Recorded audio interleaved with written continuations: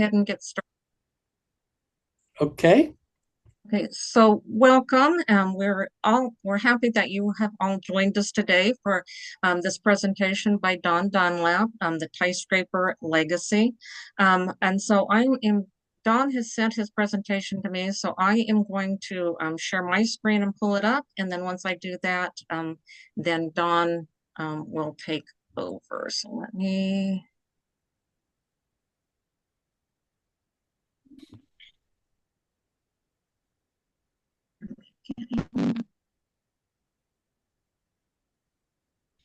Okay, so I will turn it over to you, Don. Okay. My name is Don Dunlap. I'm a descendant of Theodore Teichgraeber and Emma, and also the Hagstroms, which had a double first cousin marriage between Antonia Teichgraeber and Joseph Emmanuel Hagstrom, and then Minnie, the oldest daughter of the Teichgraebers, married William. So double first cousins, and they lived an idyllic life. I want to basically thank the Old Mill Museum for this opportunity to share that things that my mother had kept, but with the era of media presentation, I just felt like it was important to have give you some information that you may not have had.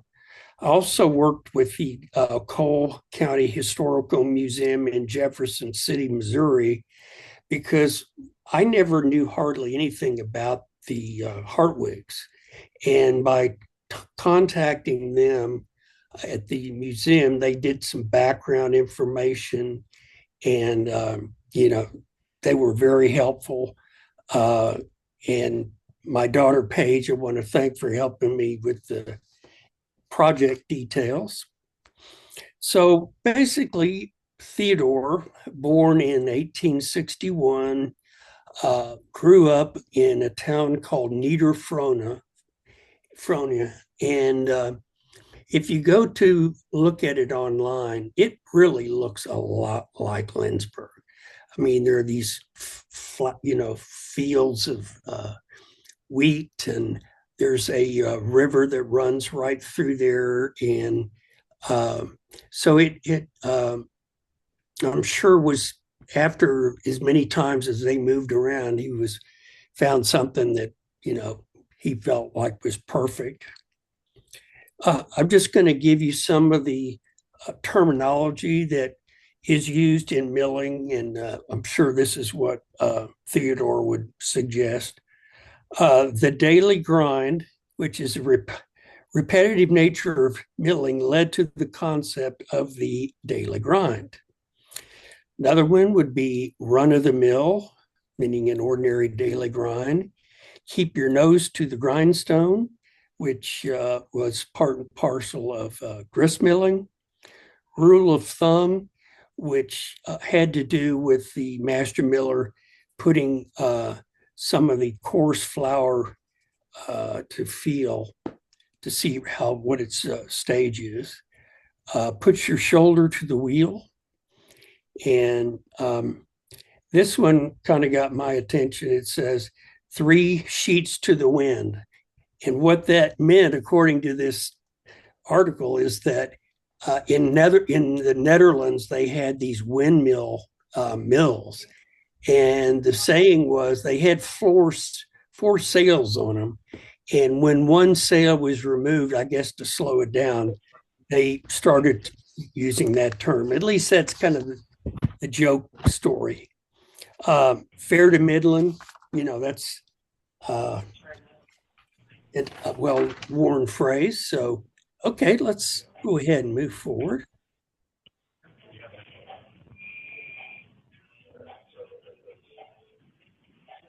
So anyway, I'm basically been involved with my mother and, spending time up there and learning things. I just felt like it was a great time to present, particularly since Paul Chappell had found some tintype pictures that we'll show later in this that he just discovered in a box in the back of a closet. I mean, he was just luckily got a hold of the pictures and he sent them to me, and I'm going to present that.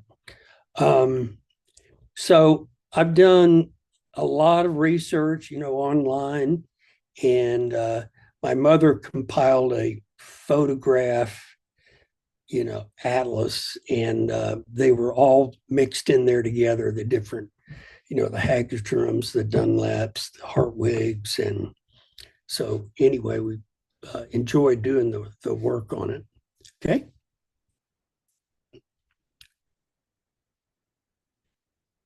So basically, Emma Hartwig was born in Jefferson City in 1861.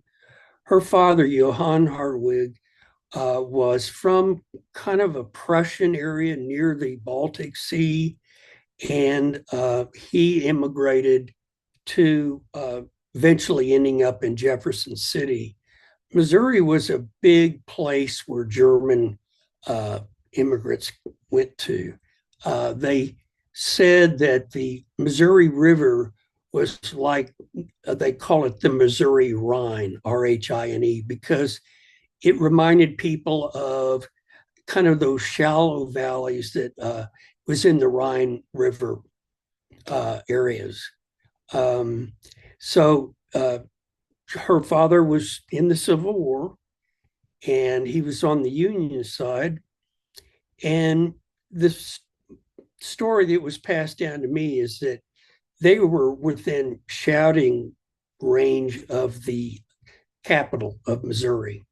And I contacted the Cole County Historical Museum, and I found part of the last will and testament of Ida Hartwig that she bequeathed to Emma the couple of properties that she still had in Jefferson City.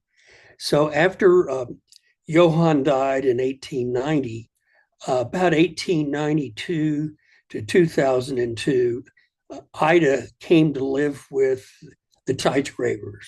So on her census, it shows that she died in February of 1907.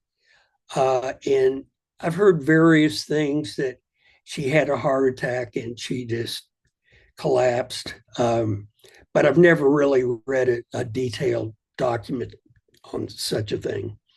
And then there's Ernst Theodore Teichgraeber. And Ernst is a sort of a name that connotes royalty. They'd say Ernest. Person was Ernest, and it was popular. Several of these, his brothers had name Ernst in it, either if it's a middle name or the first name.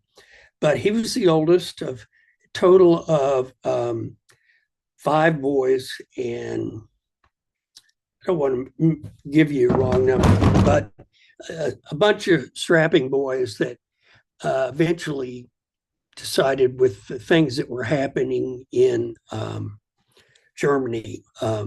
So basically in 1866, Austria and at that time, Germany, which was a loose confederation dominated by Prussia, they had a war of short duration, and it was said that they left Saxony in pristine shape. They didn't destroy things because of its tradition. And Saxony, if you look at the maps of the different eras in the 19th century, there were all kinds of formation of a collective of states, some of them more, dominant than others, some of them small. And with the advent of Otto von Bismarck and Kaiser Wilhelm I, it is said that he tried to goat or get the French Empire, being the second French Empire of Napoleon III. He decided to provoke them and in a very short duration, uh, they basically they arrested Napoleon III, and they basically took Alsace and Lorraine, which are uh, between those areas.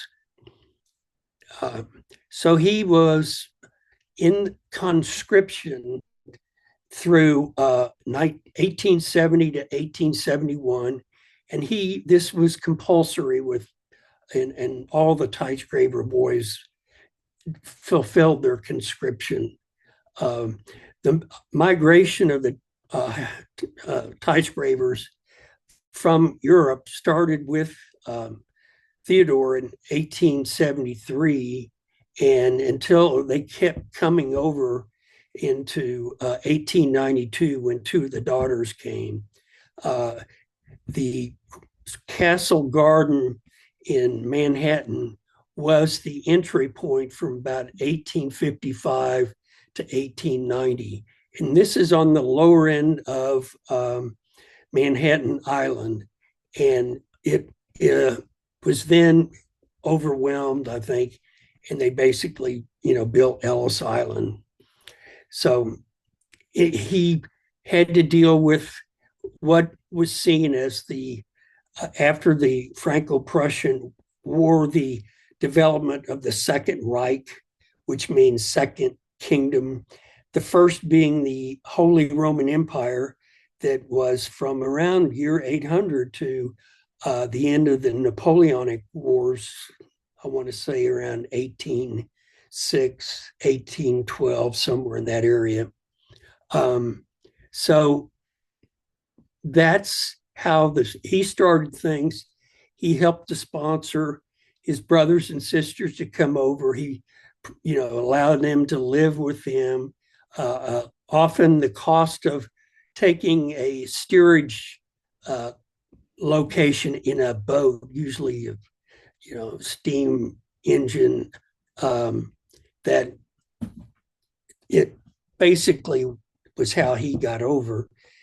There's not really clear as to where he ended up. I checked with Galveston because I had heard that maybe Galveston and their historical society said no, that he was not there. But I haven't been able to get to in depth of seeing what New Orleans was, but I feel fairly confident that he went to Missouri, and he worked in a number of areas. Anyway, this is the picture that my mother had of the Teichgraeber mill in Niederfrohna.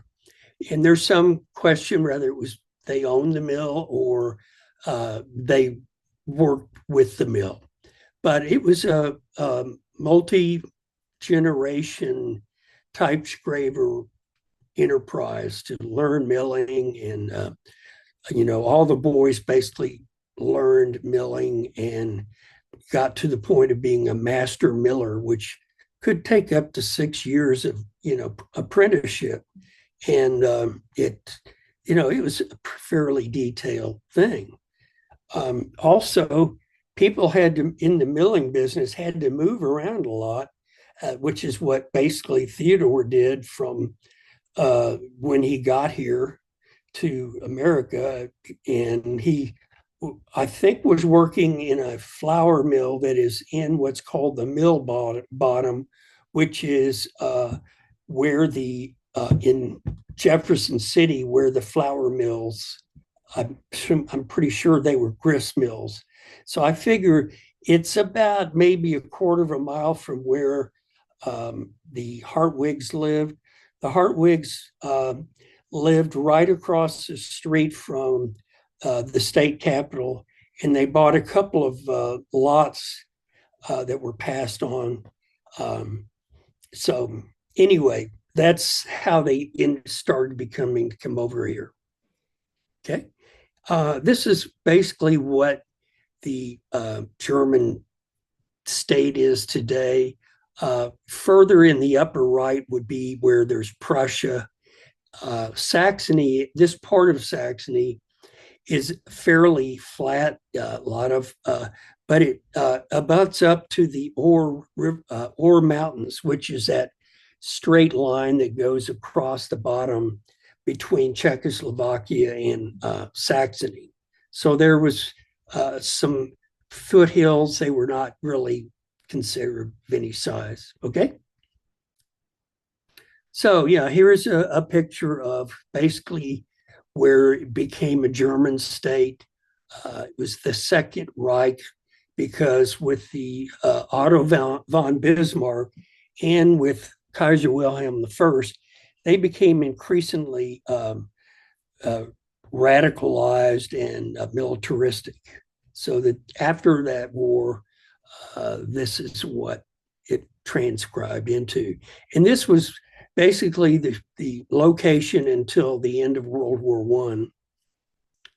Okay, so here we go with uh, going from a loose group of states that were really not in a single country.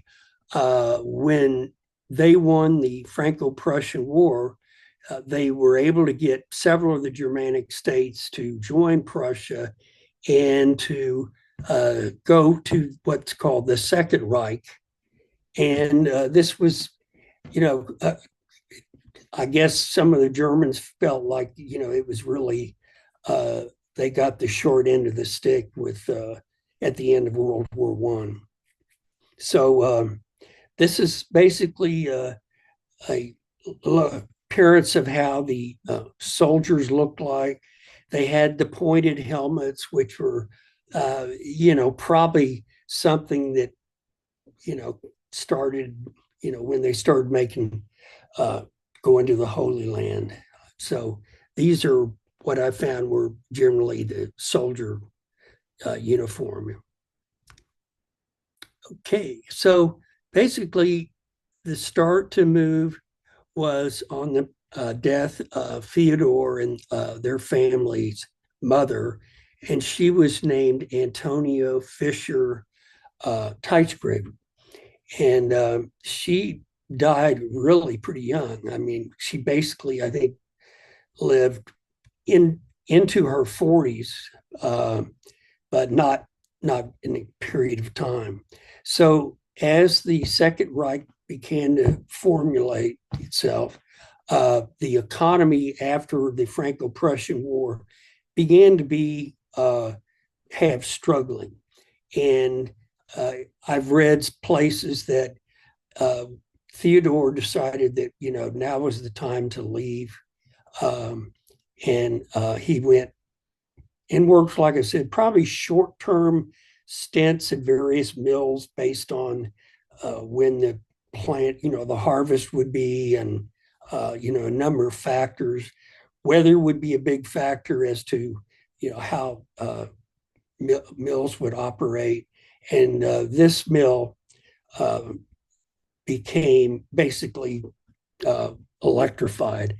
My mother said that upon the death of Theodore, that the Hagstrom brothers, who were by that time married in 1908, did the electrical wiring initially. Now, I don't know if that's true or not, but that's what she passed on to me.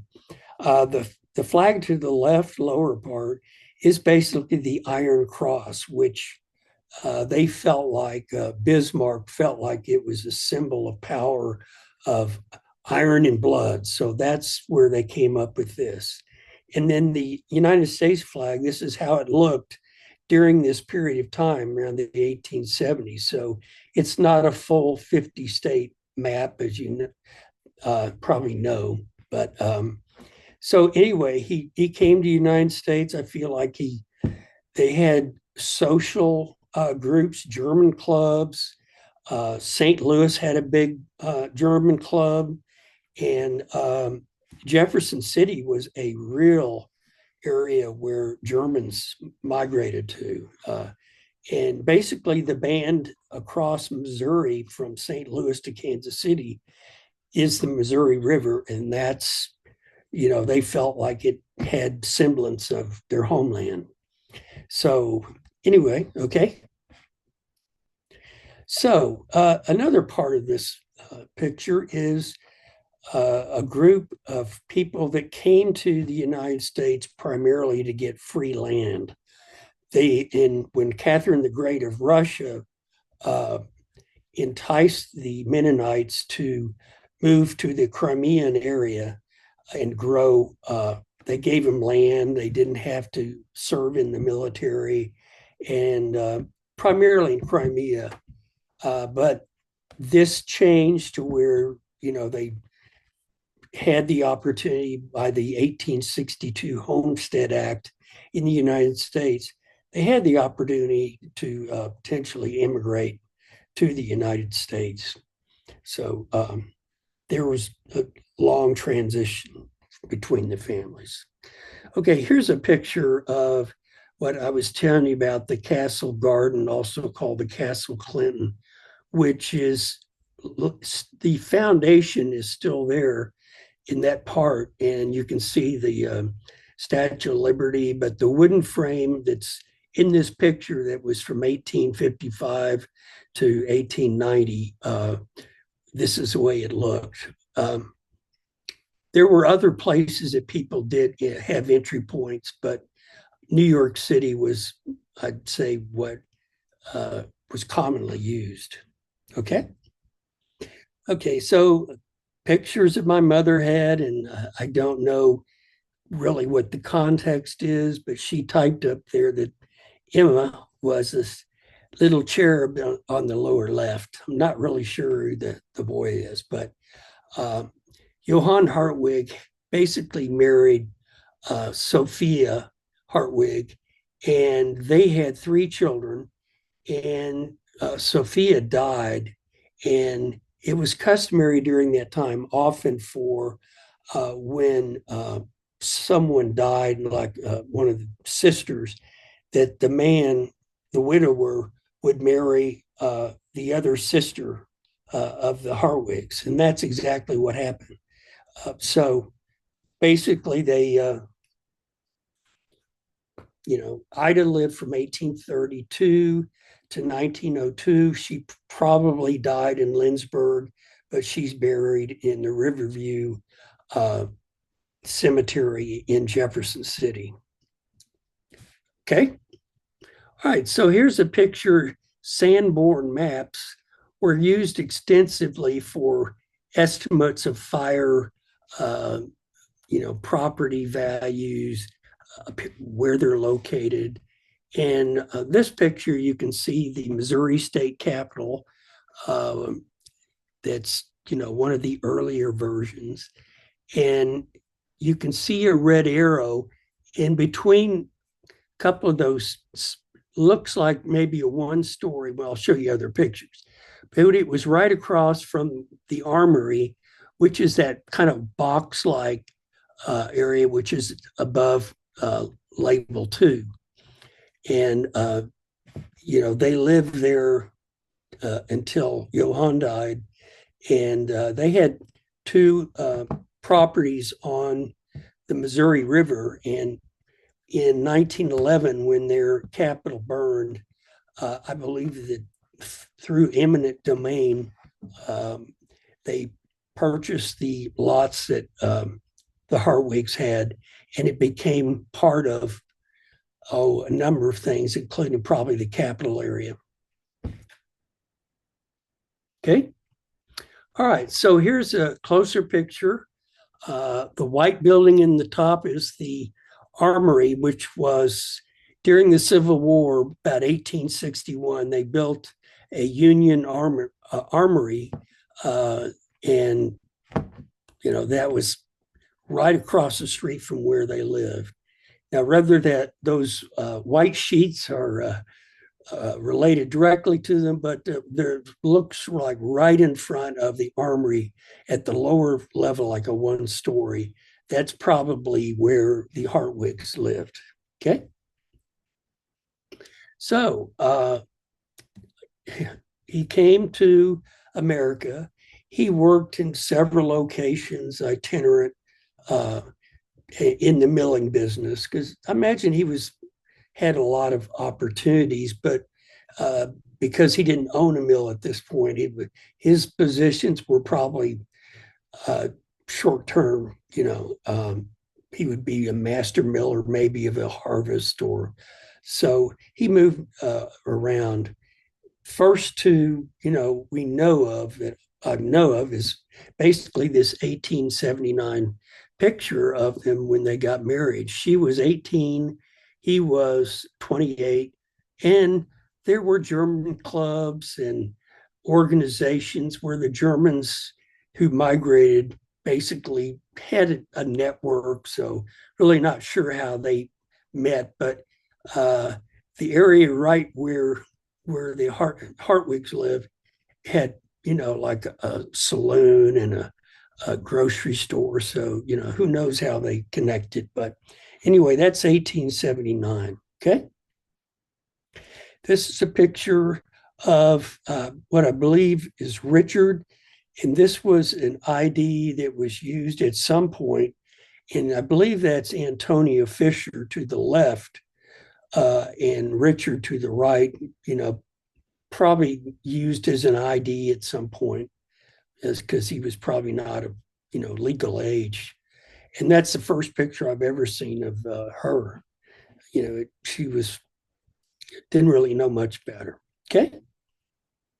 So they start coming over the Teichgraebers, and they took these shots probably, who knows, St. Louis, New York. But Theodore is to the lower right, Richard is to the far left, and I'm not sure if that's Emil or Ben or William that's standing, but he looks quite a bit younger, so I'm guessing it may be Emil, but I don't know that for a fact. It was kind of a thing in photographs to hold your watch. It'd be a pocket watch. So it was kind of, power position. Theodore was big brother. Okay. And another picture of them, generally photographers had these studios and they would have backdrop. And I don't know exactly when these were taken, but Theodore is the one on the left, Richard on to the lower right, and I believe Emil. And maybe this was around the same time that they did the other picture photograph. Okay. These are pictures that Paul Chappell found in a box in a closet at his house that were passed down, and he was not aware of it. But these are tintypes, and tintype is basically where you put a photographic emulsion on a metal plate and then take the photo and then develop it. And that produced tintype. Tintype was used from about 1855 to the very first part of the 20th century. Emma would be the lady on the right. Not sure who the lady on the left is, but Emma was a milliner, so she always had some pretty amazing hats in her pictures, in a lot of. Okay. All right. So this is a picture of some of the Hartwigs. Emma is your lower left. And I don't know exactly when this is. It may have been on the death of Johann. I just don't know really many details there. Mina, it was the one in the lower right, is Emma's half sister, I believe. I know that Fritz Hartwig is the gentleman with the beard, and he was the younger brother of Johann. And his wife to the right is named Sophia, and I believe they married in Germany, but they immigrated to the United States. Okay. Okay, here's another tintype picture, which we had no idea existed. And Emma would be on the right side, unknown as to who is on the left. Okay. Okay, here's another tintype, and Theodore at the top, Emma with this hair, this milliner hat, and I believe to her left, her right, to my left is probably a picture of Ida Hartwig, because she did come to live with them after she moved from Jefferson City to Lindsborg. Okay. Okay, here's a picture of Theodore, and this, it has some great pictures that we've collected where some of them are very official, and some of them he's just carefree and having a great time. And it's said that he would serve beer to his customers while they waited, and sometimes it took a couple of days for milling to be completed. So he managed to entertain and provide beer. Okay, next. All right, this is a picture that includes the mill that's behind its brick, finished in 1898. This is, instead of having silos, they had generally wooden buildings that was where they stored the wheat. And during this period of time, from 1888 to 1907, there were several floods.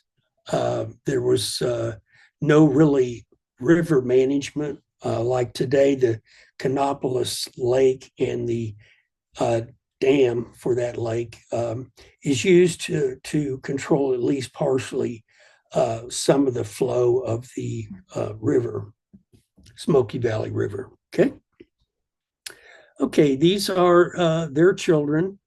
My grandmother, Antonio, is on the lower left. Emil Teichgraeber is the lower right. Leona, the youngest, is in the middle. And the upper left is Minnie. And she married William Teichgraeber, and my grandmother married Joseph Emanuel. He went by Manny. Carl Teichgraeber is the one in the upper right.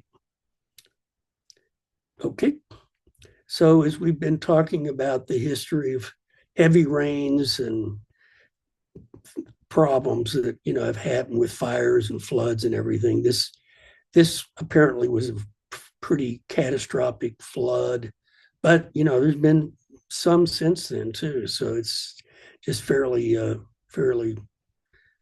risky. Okay. Here's another picture of that same flood area. Grundle, there is the name of a photographer who had his own studio there, and he did a lot of the pictures of the inhabitants, the people that settled in Lindsborg. Okay. Here's a picture of Ernst Theodore, and we'll go into a little bit about sort of the catastrophic events that happened in 1907. Okay. This is a picture of Emma. This is hanging on the business office wall, and it's a beautiful picture of her. I kind of think it may be, she died at age 45. I'm kind of thinking this may be late 30s, but I don't really know for a fact. Okay.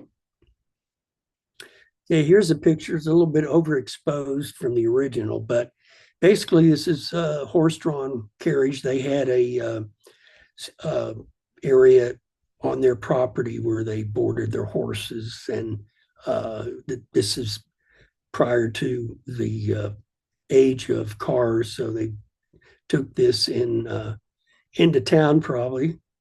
Okay. Okay, in the summer of 1906, Theodore and Emma decided to go to Europe, and they went to Niederfrohna, Nuremberg, Munich. They went to places in France, and they collected postcards, so that there were postcards that they got from the Rhine River, and they brought the picture home and asked, I believe, one of the painters in Lindsborg named Gustav Malm, M-A-L-M. He took one of the postcard pictures of the Rhine River, and he painted that directly on the wall in that house, the Teichgraeber Runback Hills. So this is the ship that they left Cherbourg, France from. It's called the SS Kaiser Wilhelm, and it was the largest ship up until Lusitania, and it was the first ship at this time, about when this picture was taken. It was the first four smokestack ship in the world. So it was kind of a symbol of power. And this is a picture of the actual boat. Okay. Here's the passenger log with both their names. Theodore listed as a miller, and they're from Lindsborg. So I was lucky to dig that up. I'd like to find some other sources, but I don't know what, who out there might maybe provide some information. Okay. Anyway, upon returning, their house was under construction in 1906, 1907. And this is the house that they built. Brick, Queen Victoria, I believe, is the type of structure, the way it's set up. Looks like there's a widow's walk maybe on top, which was commonly houses had just a structure that would maybe more ornamentation. And on this particular picture, I've done a blown up of this. It's basically Leona on her bicycle, because she was quite a bit younger. Then Theodore is right in the middle of the two big sisters. And to his left is Minnie, and Antonio is to his right. And I don't know exactly when that picture was taken, but it may have been after Emma died. Anyway, so things come in threes, sometimes they say, about deaths. And Emma was, first of all, Emma died in February of 1907. And it really was, Theodore was struggling with the loss. He had a pocket watch with a picture of Emma in it. And supposedly on the day he died, he was at a hotel in Emporia. It was called the Midway. And the brothers and Theodore were getting their hair cut and shoes shined. And on December 25th of 1907, Emma died at the age of 39, and he fell over. Basically, it was not an expected event. And then Theodore had to go to his brother's funeral, and 2 days later, he's at that hotel, falls over, and that's three people that died in a short period of time. Okay. Okay, here's some pictures of fairly recent of the mill, and I certainly the least knowledgeable about the technology, but certainly great pictures. Okay. My son is a painter, and I asked him to do a painting, and he did this, got it for me, and he's kind of self-taught. My mother helped teach him when he was a very young boy. Okay. And this is a picture of Carson.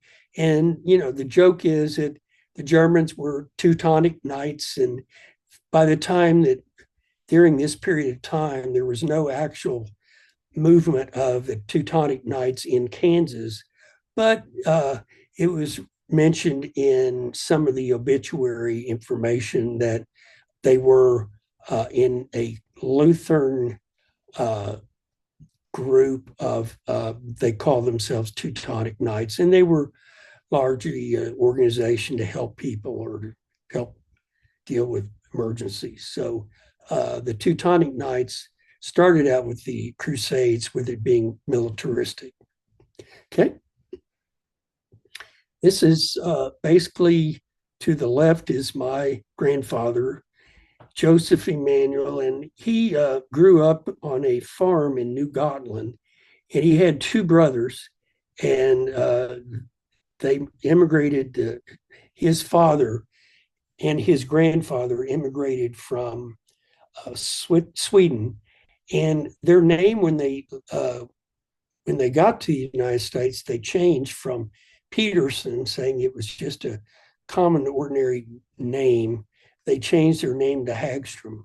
And this was a fairly common thing that people coming to the United States developed a new persona. Antonia is my grandmother to the right. She was the middle sister. And as the Teichgraebers moved around to various mills, she was born in Nickerson, Kansas. And this is a picture of her first husband named Manny. And Manny was an inventor, amongst other things. And my mother would say that the three boys would take apart tractors and put them back together, and they just became very mechanical. They opened up a bike shop in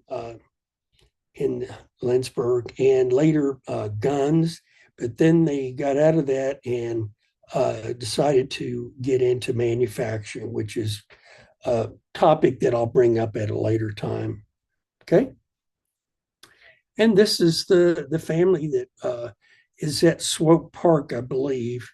Uh, my mother has her hands on my grandmother's shoulder, and then this is our generation of kids. Robert Bryant is to the right there in this picture.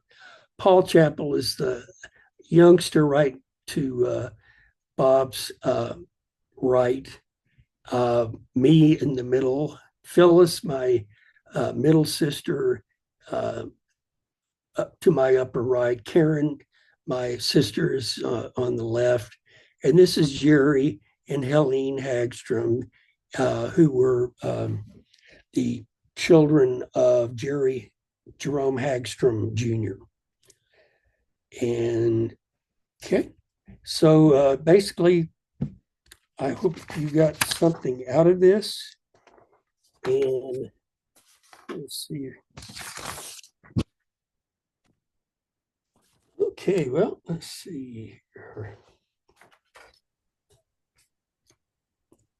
Okay, so other terms that may jokingly have been used is saying shore your metal, which means millstones often needed to be recarved, and a miller would have to hire somebody to dress the millstones.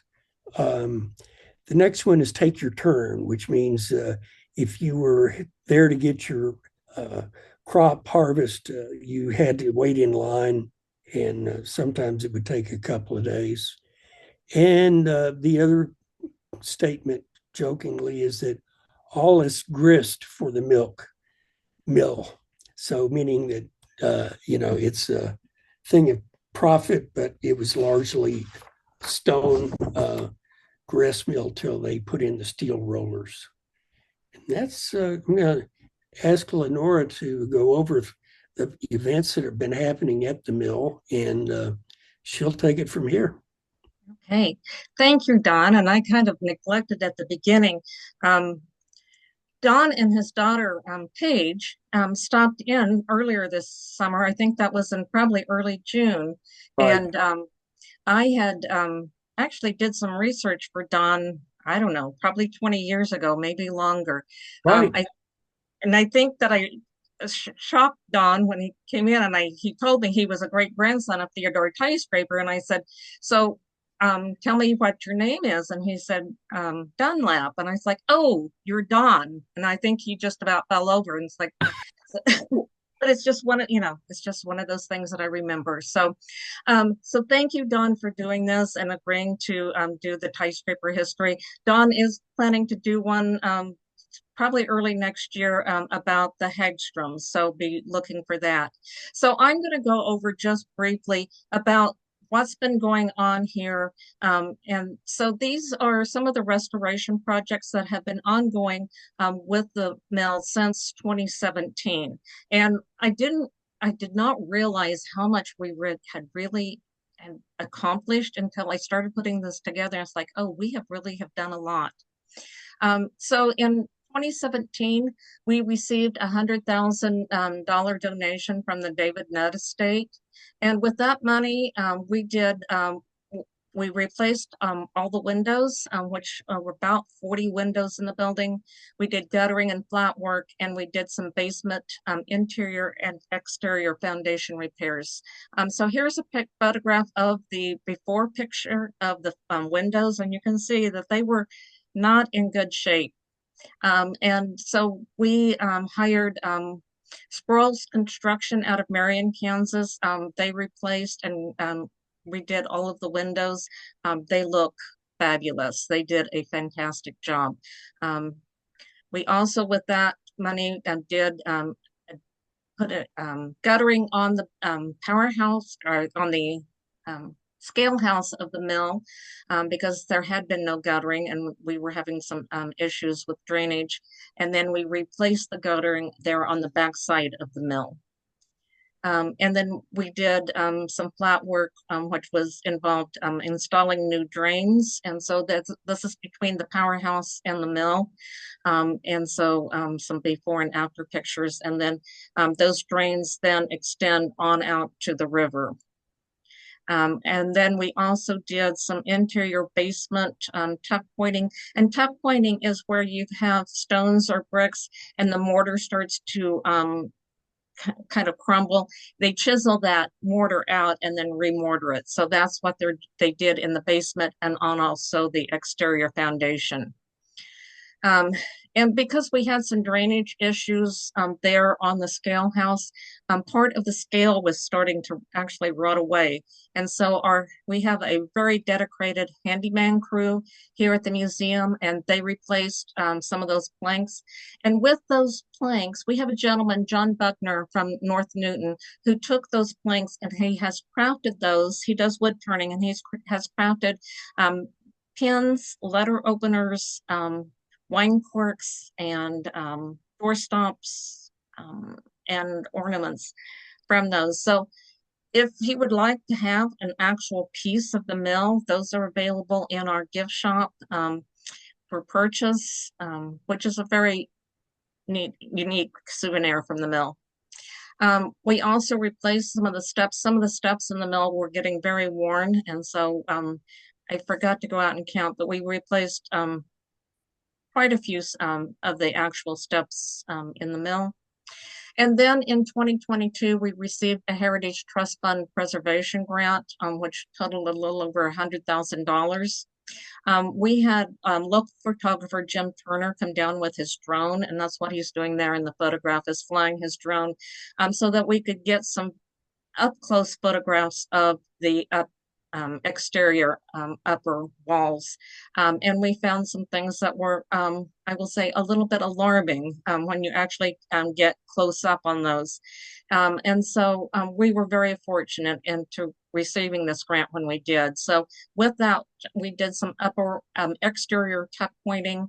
We repaired some door and window lintels. We repainted the sign, and we put a cap on the parapet wall. And that parapet wall is that short wall that extends above the roof line. And then we actually had a lightning strike. We think that was in about 2016, and we had some actual bricks missing. And so they repaired that with this grant. There you can see one of the window lintels that was repaired. And then, like I said, we installed a cap on the parapet wall, and then we repainted the sign. So Perfect Blend Construction here in Lindsborg did all of this work, and they did a fabulous job. And then in 2023, we received a Sprint grant. This was through the Kansas Department of Commerce. That entire grant was $250,000, but of that, we spent just a little over $45,000 on the powerhouse. And so with this, we did repairs to the parapet walls. When they did the restoration back in the 70s, whatever this material is they used, kind of a splashing, was not really appropriate. and so that was starting to deteriorate. And so in order to put a new roof on, we really had to repair the parapet walls in order to do the flashing. So we repaired the parapet walls. We installed a new roof and guttering with that. And then during one of the heavy snows here a couple of years ago, we went out and our contractor said that this was due to snow being packed up against the building, and then it would thaw and refreeze and thaw and refreeze. And so we had a lot of the flaking of the bricks. And so those were repaired. We had some other areas of real concern. And so we did some tuck pointing again with that grant. So some of our upcoming needs, we are experiencing and noticing some cracks forming in our retaining wall. This is on the parking lot on the south side of the mill. And we're noticing a very significant crack that has gotten a little bit larger over this last year. And you can see this is a historic photograph of that wall right after they finished it.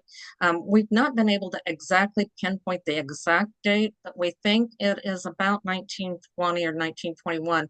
And notice up here, you can actually see the cement mixer still sitting there.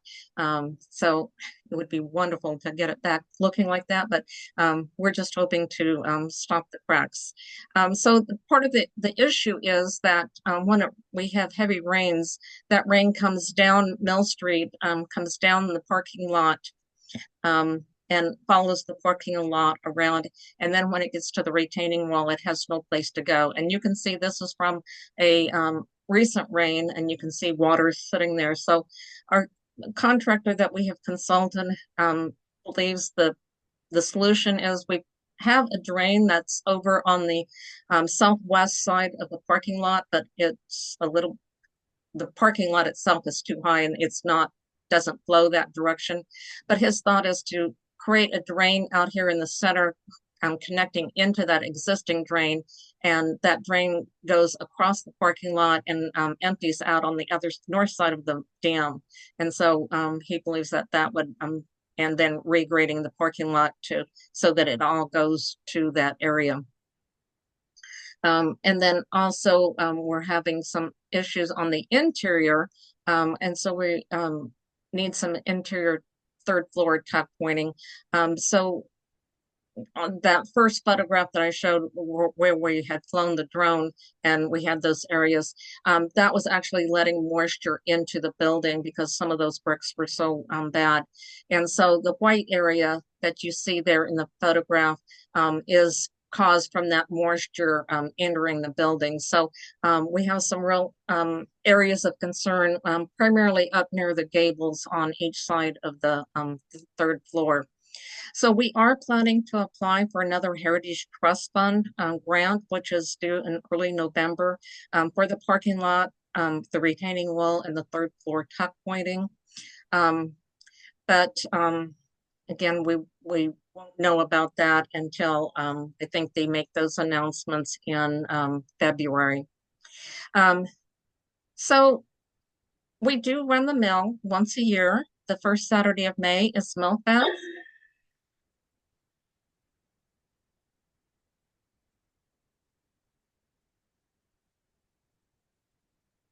If you have never attended Millfest, you need to come.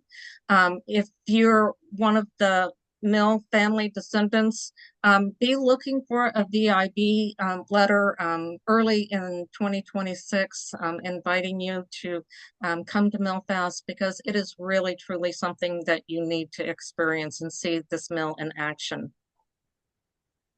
So other things that we have audio tours available. These were audio tours that were developed in the 1980s. We had kind of a voice recorder system out there in the mill. Adam, our director of marketing and communications, was able to recover that off of those early tapes from the 80s, and that is now available out in the mill with you use your phone to access that. It's also available online on our website. There is also a 360 tour available on our website.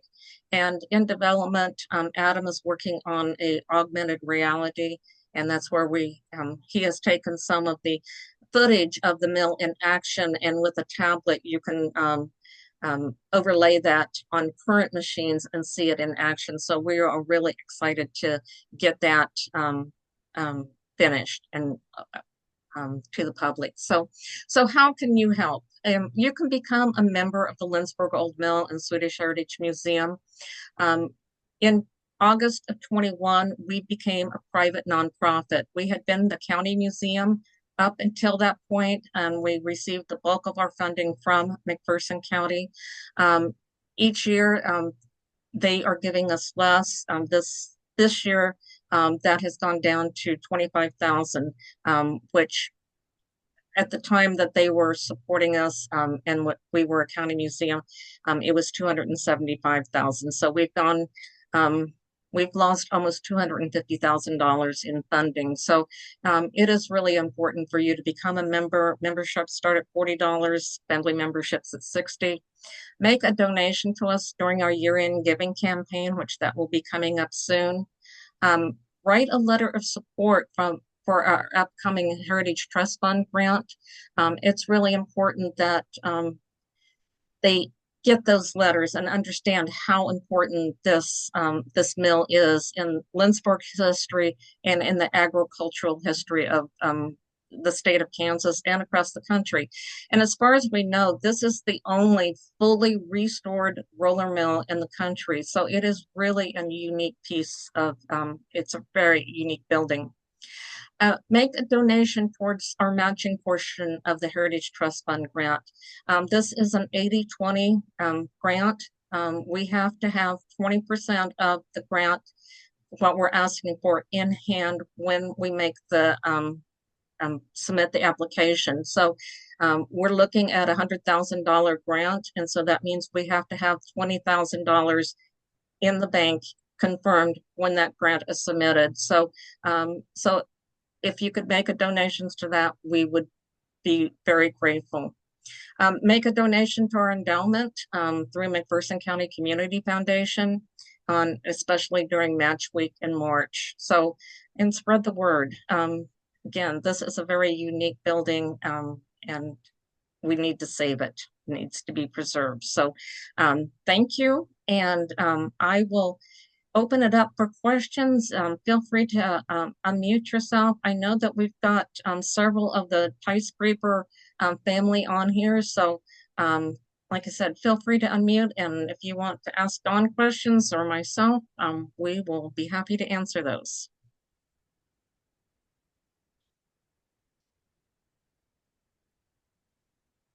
So any questions, any comments from anybody?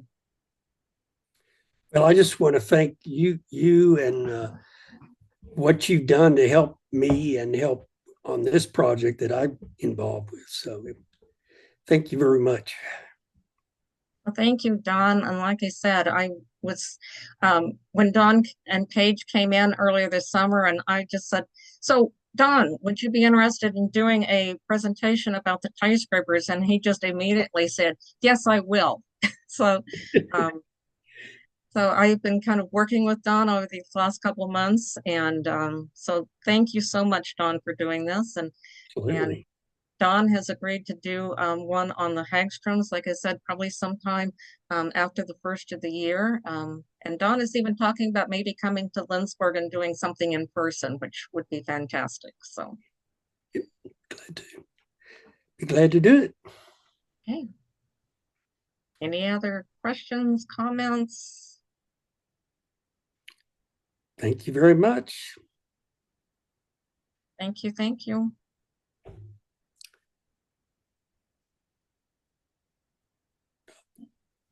I'll let you take it from here. Okay. Again, if there's no questions or comments for Don, we'll let you go. We're at about 4 o'clock. So thank you for joining us, and be looking for Don's announcement of Don's presentations after the first of the year. Thank you. Thank you. Okay, so thanks again.